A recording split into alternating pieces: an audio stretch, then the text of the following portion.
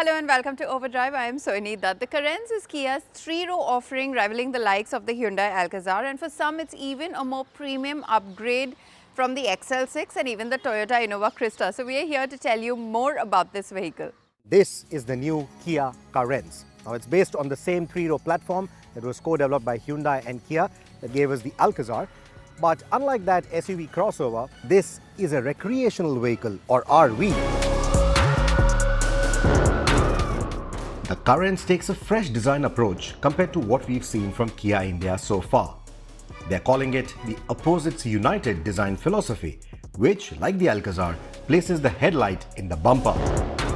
The LED DRLs that form the brow also double up as blinkers on the top trim, placing them in a safer and more visible position than the Alcazar. The detailing of the taillights have a Sonet inspiration to them, and while the seamless reflector strip establishes width, the multi-layer tailgate helps the Carens look tall. I quite like the attention to detail. For example, the knurled finish that we appreciated on the Sonet or the Seltos finds its way here too, but not just on the grille but also in the chrome garnish. Not just in the front bumper but also in the rear bumper. So I like this attention to detail. It just makes it feel more premium. It feels like Kia's put a lot of thought into it. Sadly though, none of these details are visible from afar, and the Carens ends up looking rather drab from a distance, especially because the face isn't as striking as its siblings. Speaking of numbers, the Carens isn't as long, wide or tall as the Marazzo or the Innova Krista, but it is larger in all respects than the Alcazar and the XL6. Now, because this sits on a wider or a longer wheelbase, the rear door is a lot wider than its sibling, the Alcazar, and that ensures that ingress and egress in the second and the third row is actually quite easy. What I also like is this little button on the second row seats. Press it and it just drops the seat. No need to pull any levers, nothing. You know what?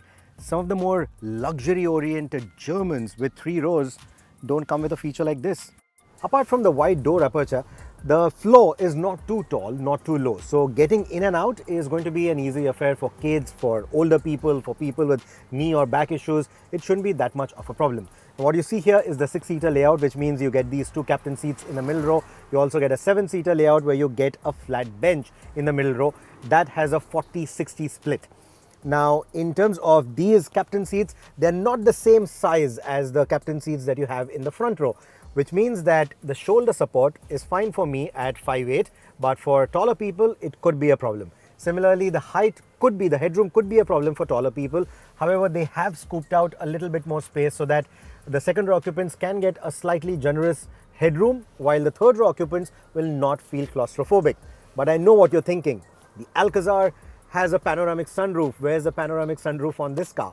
Well, just because they have put these AC vents on top, they've not been able to integrate a panoramic sunroof in here. You only get it on the front row.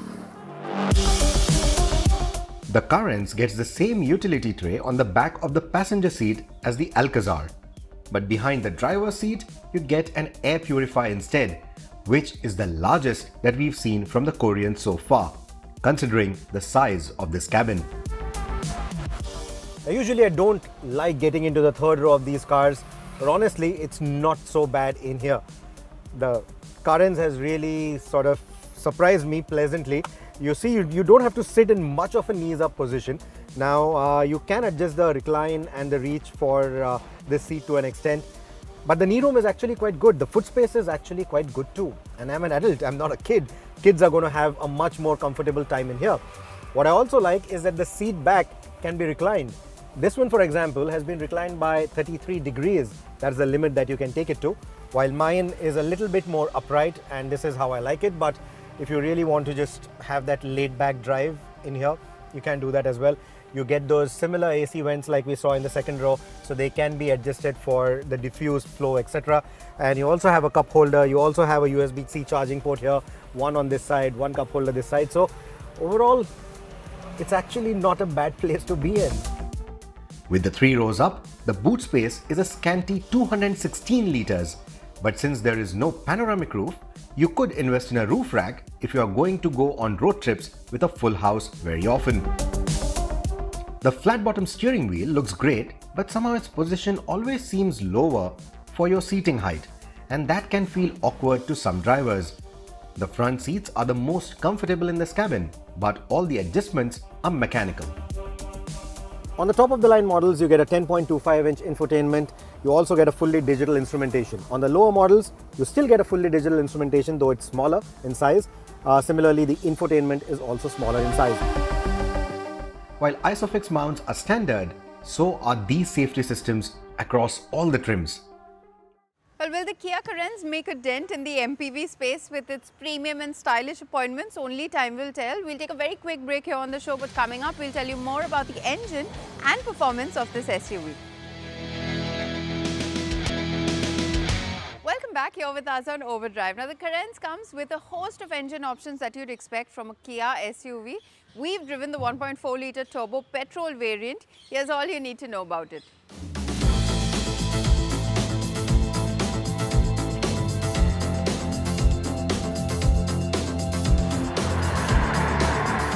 I think that's a great move by Kia to really make all this safety equipment standard across the range.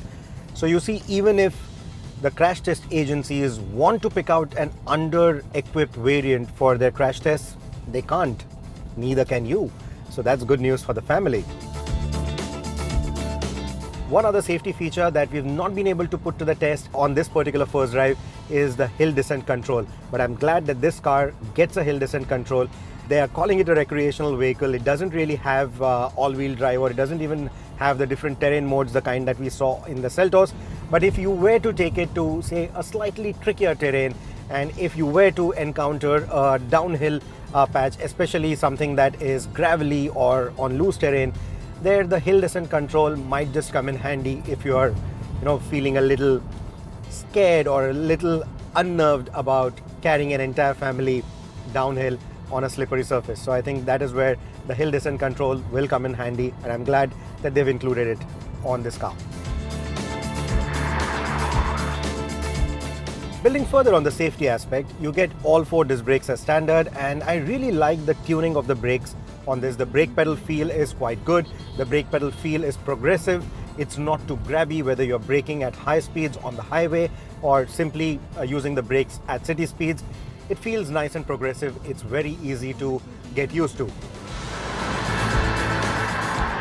Now, as we've seen with most new cars from Kia, there are a plethora of engines and gearbox options for you to choose from depending on your pocket size.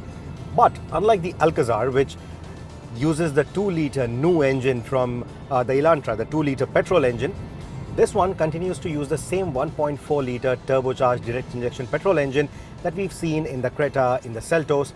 And honestly, having lived with the Creta 1.4 for so long, I think this 140 PS engine is more than adequate for the Carens, even if you are running a full house. And for most days, when you aren't really traveling with all the 3 rows occupied, the 1.4 will actually return better fuel economy compared to the 2-litre petrol. And since these engines are shared with the Seltos, I hope that Kia passes on the benefits of economies of scale to the customer and prices the Carens lower than the Alcazar. The other engine is, of course, the tried and tested diesel engine. We love that quite a bit on the Creta, but with a 3-row application, we've said in the past that it sometimes feels a bit inadequate, especially if you are using it with the automatic transmission, because sometimes that automatic is a little late to respond, especially when you want to get those quick overtakes, negotiate a gap in traffic. And with a full house, sometimes it just doesn't give you that instantaneous power and torque. On most other occasions, like commuting in the city, cruising on the highway, it does its job just fine. So if you want a slightly enthusiastic bit of performance from the diesel engine, you might want to choose the manual. But if you choose the convenience of the automatic, all you need to do is just plan your overtakes a little bit better. Now, on this particular test, we've only been able to sample the petrol and the diesel automatics. But Kia also assures that the manual transmission has a lighter clutch now, lighter than even the Seltos. So in case you choose the manual, bumper to bumper traffic shouldn't be too worrisome, shouldn't be too cumbersome, is what Kia assures. We haven't tested it, so I can't comment much on that. But if you do manage to test drive a diesel or a petrol manual, do let us know what the clutch feel is like in the comments below. What I'm really impressed with is the ride quality. Now, we've typically seen that Hyundai cars and Kia cars have different suspension setups. Hyundais usually feel a little softer. The Kia cars, they feel a little sportier. They have a slightly firmer setup. But with the Carens and the kind of intent that this car has, they've actually gone even softer than the Alcazar. That is a good thing. I mean, I was quite impressed with the ride quality that the Alcazar has to offer. This one goes a notch further. On ruts, on joints, it just feels quite nice. And even if I am driving with, say, an empty car, it still feels quite nice. There is no wallowy feel at speed. There's no floaty feel at highway speeds. So overall, it feels quite nice, quite well put together. And when you're out on the bad roads, like I just went over a rumbler patch, and you hardly heard it inside the cabin. So the suspension setup is actually quite good. With a full house, it gets even better. Let's sum it up then. The design is polarizing in my opinion and doesn't wow the audience as the Seltos did, nor does it have the grand presence of the Carnival, and that could hurt the Carens' prospects when compared to the Innova, Safari or the XUV700. It does miss out on some usable features here and there, but it pips the Alcazar and some of the other three-row offerings with its space and the third-row comfort. It also secures the cabin with a long list of standard safety features, and the more sophisticated cabin sets it apart from the other MPVs. So if you are the rare kind who are considering an MPV over an SUV in this price bracket, the Carens certainly deserves your attention. Well, we pretty much answered all the questions that you've had for us on our Ask OD section on Instagram. You can check that video out as well. We'll take a very short break here on the show coming. Welcome back here with us on Overdrive. Now, there's a new electric MPV in town, and that is not going to be for private use. BYD Auto is the world's second largest EV auto manufacturer after Tesla, and they have brought down the E6 MPV to India. Now, the E6 MPV is something that high-end fleet operators as well as corporates might consider in place of the Kia Carnival as well as the Toyota Innova Crista. Here's more about it.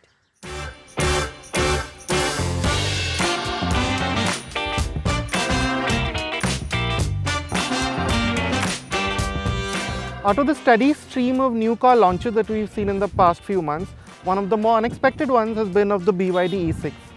Now, it's surprising how much attention this car has grabbed, especially considering this electric MPV is only on sale in the B2B market. Anyway, so we're going to drive it now to see if the BYD E6 might become a regular occurrence on your airport trips or your hotel runs from now onwards.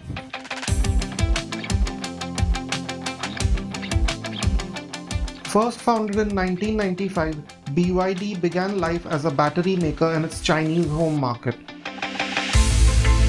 Growing rapidly from here, the company then put its expertise in rechargeable batteries to use in the auto sector by entering this segment in 2003. The company has had significant interest in the CV segment globally, but has seen immense success most recently as an EV maker. BYD Auto is in fact currently the world's second largest EV maker after Tesla, having already sold 1 million EVs worldwide. While the design may not be very sophisticated, this electric MPV still does grab some eyeballs with its aggressive fascia and sloping roofline.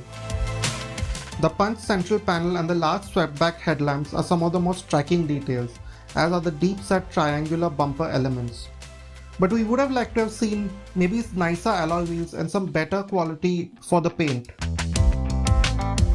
Now, there aren't too many rich materials or design flourishes on the inside of the BYD E6, but it must be said that this electric MPV feels generally well put together, and there are substantial feeling switchgear and nice materials on the touch points, for example here on the door handles, as well as this general area with the gloss black.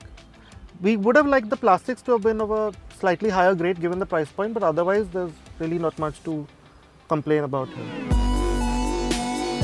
The features list is fairly substantial, but again with less focus on the driver than you might expect from a car aimed at private buyers.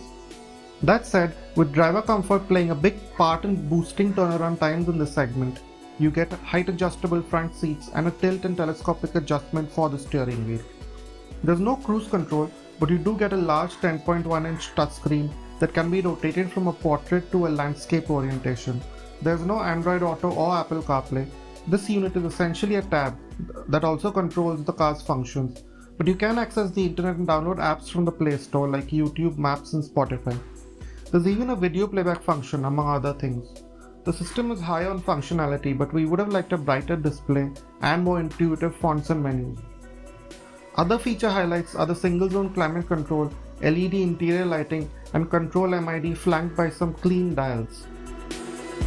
But owners and those being driven around in the E6 will be more interested in how the second row feels like.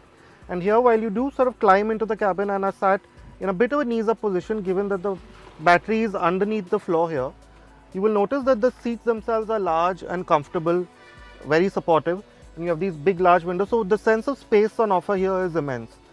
We would have liked to have seen maybe some blower controls here and a center armrest, but other than that, the second row is a great place to be in the BYD E6.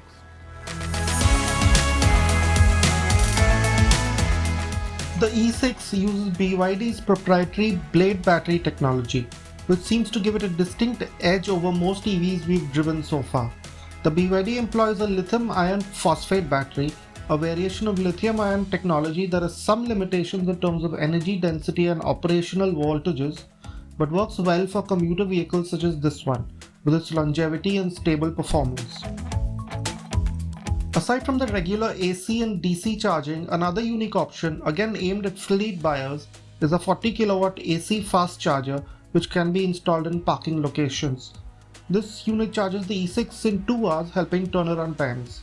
BYD says operators can expect running costs to hover around Rs 1.69 per kilometer, depending on electricity costs. The 95 PS and 180 Nm outputs may seem underwhelming for a car of this size, but the crisp EV torque delivery and the intuitive software tuning allow the E6 to not feel outgunned in city traffic. The instant torque allows the MPV to move with the flow of traffic without much hesitation, although performance does peter off in outright acceleration or as speeds build. Having said that, the E6 does hold on to steady highway speeds well, without charge levels plummeting, something we were pleasantly surprised by. And if our drive today is anything to go by, the BYD E6 will be on your radar, given how economical it is. The claimed 415 to 520 kilometer range we think is quite easily achievable in the real world. For example, we've driven it for about 68.2 kilometers so far and only lost about 15% of the range, which makes us think that a real world range of about 460 to 470 kilometers is easily achievable, and we haven't done anything that we wouldn't do in an IC car today with it. The large windows and well-tuned steering make the BYD E6 quite easy to drive. The steering is light at low speeds, but then progressively weighs up enough to not be alarming as speeds rise. The E6 uses a sophisticated multi-link rear suspension, which means that passengers are kept comfortable over most road surfaces. The typically EV suspension tuning does add some firmness, which is most apparent over sharp speed breakers or broken patches, but much of this is kept away from occupants. The low battery placement also means that body movements are well controlled and predictable. The BYD E6 is an interesting addition to the Indian automotive landscape, which seems to bring us in closer touch with the rapid progress EV tech is making globally. The E6 is being assembled from semi-knockdown kits, which leads to a significantly high price, starting at Rs 29.15 lakh. The E6 is only eligible for state subsidies consequently. The limited network spread over 8 cities is an obstacle, but for fleet owners and corporate buyers who can make a business case with this pricing, the E6 is a competent package that should significantly reduce costs and increase margins over conventionally priced rivals. That's it then from us on this week's edition of Overdrive. But remember, you can stay in touch with the team through Facebook, Twitter as well as YouTube. And you can follow our latest updates on Instagram. We'll see you next week. Until then, goodbye. Many thanks for watching.